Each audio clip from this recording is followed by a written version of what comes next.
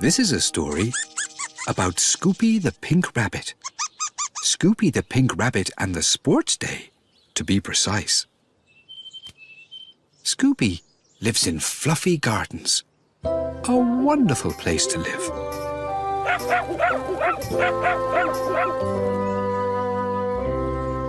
Our story begins with Chuckles the chicken telling everyone it was time to get up. Cock-a-doodle-doo! This particular morning, Chuckles was wearing a rather sporty headband. You see, today was the day.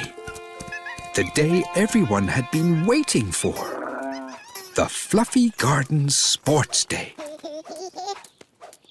In Tea Trunk House, Tooty the elephant was already having breakfast. He was so excited. He had trained all year long and was hoping to win a running race. In Splish Splash House, Henny the hippopotamus was practicing her backhand stroke. She had trained all year long and was hoping to win a tennis match. In Gruff Lane, George the mean yellow dog was bouncing a ball on his foot. He had trained all year long and was hoping to win a football match. And on Raspberry Ripple Road, Scoopy the Pink Rabbit was running up and down, happily waving her arms. She had done no training whatsoever and was hoping to win absolutely everything.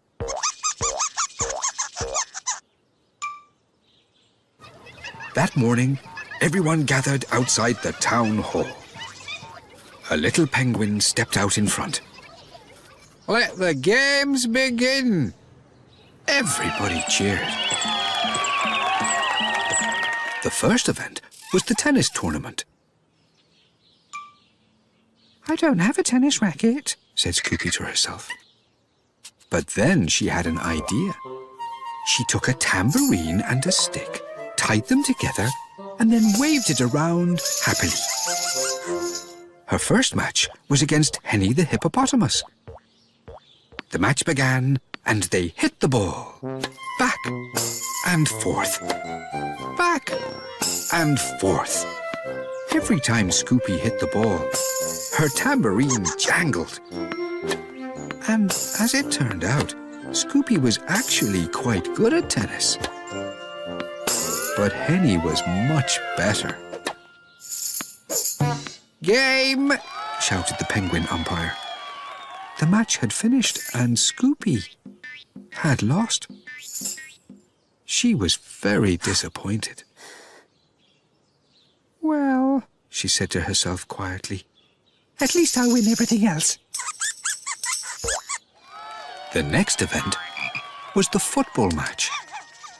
George the mean yellow dog was captain of one team. Mindy the flamingo was captain of the other. They picked their players one by one. "Pick me," said Scoopy. "Pick me." So Mindy did, and the teams lined up. The penguin referee blew his whistle, and the match began. Mia the tapir ran around, dazzling everyone with her moves. She ran to the goal, kicked the ball, and scored. 1 goal to Mindy's team. George the mean yellow dog scored the second goal. Now the teams were even, and whoever scored the next goal would win. They passed the ball around the field, to Terence the toad, to Poppy the tiger, and then to Scoopy the pink rabbit. Scoopy kicked with all her might, but she missed the ball completely, fell over, and landed on her bottom. Before she knew what was happening, George scored another goal. The whistle blew.